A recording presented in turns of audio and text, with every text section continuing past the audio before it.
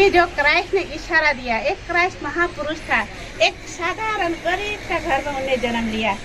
इतनी गरीबी था, उनके घर में लाइट भी नहीं था, उनके घर में कोई सुविधा भी नहीं था। जब यीशु जो क्राइस्ट का जन्म हुआ, यीशु का जन्म हुआ, उस समय उनको गाय गोट में जन्म हुआ था।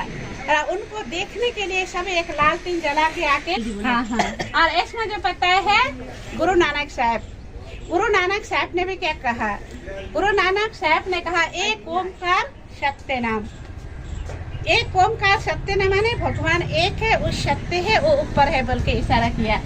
और आप देख रहे हैं यहाँ पर जो इशारा ऊपर में भगवान के तरफ, और ये जो शंकर भगवान ध्यान में बैठे हैं, शंकर भगवान आज सभी शिव और शंकर को एक मानते हैं, पर शिव अलग है, शंकर अलग है। शंकर भगवान भी किसको याद कर रहे हैं? शिव भगवान को। इसलिए शंकर भगवान नहीं है, ब्रह्मा विष्णु शंकर, ये तीन देवता द्वारा परमात्मा ने अपना कार्य कराए थे। घोड़ा का रहस्य क्या है? हमारा मन रूपी घोड़ा है। मन क्या है? एक घोड़ा है, भागता है। घोड़ा में लगम नहीं लगाएंगे तो वो कहीं भी अपने मन से ले जाएगा, लेकिन उसको लगम लगा के हमें मंजिल की ओर जाना है। मन क्या है? घोड़ा है, भागता रहता है, उसको लगम लगा के परमात्मा के याद में रहना है, परमात्मा पिता के याद में। तीन सिर दिखाते हैं, तीन सिर का रहस्य चारों दिशा में विश्व के कोने कोने में परमात्मा ने अपना संदेश दिया है। इसलिए ब्रह्मा जी का तीन सिर दिखाया है। ब्रह्मा जी के हाथ में वेद शास्त्र दिखा है, वेदों शास्त्रों का साथ परमात्मा के हम आत्मा को सुना रहे। विष्णु का चार हाथ देखा है, चार हाथ का रहस्य लक्ष्मी नारायण कंबाइन के प्रति। चार हाथ जैसे दो हाथ श्री लक्ष्मी श्री नारायण का, दो हाथ माने वो नारायण का, दो हाथ लक्ष्मी का, दो हाथ नारायण का, चार हाथ, चारों चीज में, चार हाथ में चारों चीज, शंकर चक्र गदा कमल के फूल। शंख के रहस्य जन जन को परमात्मा का संदेश देना, कमल का फूल के रहस्य गृहस्थ व्यवहार में रहते हुए अपने जीवन को। और आप देख रहे हैं शो दर्शन चक्र, शो दर्शन चक्र जो श्री कृष्ण ने भगवान के हाथ में भी दिखाया।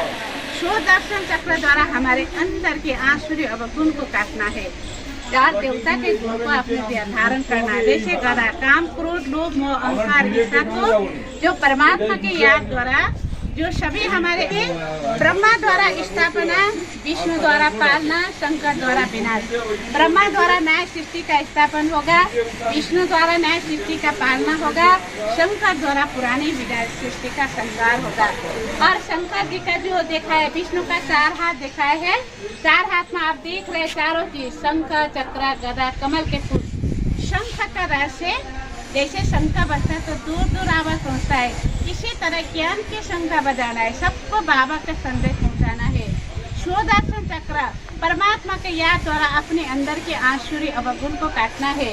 गदा काम क्रोध लोभ मोह अहंकार से मुक्त बनना है।